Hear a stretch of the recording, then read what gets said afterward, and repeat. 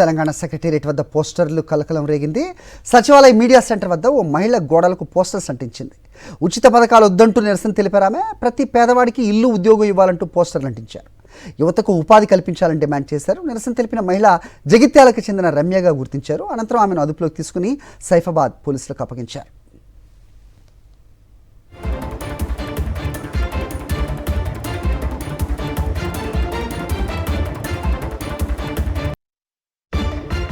చూస్తున్నాం, సెక్రటేరియట్ గోడలకు పెద్ద ఎత్తున ఆమె నోటీసులు అంటించారు.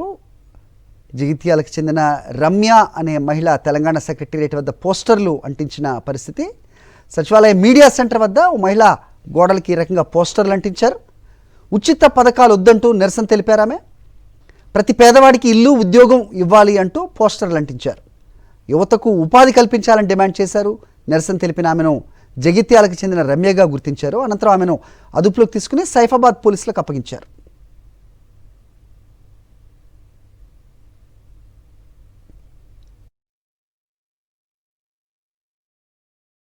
మరిన్ని అప్డేట్స్ కోసం ఛానల్ ను సబ్స్క్రైబ్ చేయండి. నోటిఫికేషన్స్ కోసం బెల్ ఐకాన్ పై క్లిక్ చేయండి.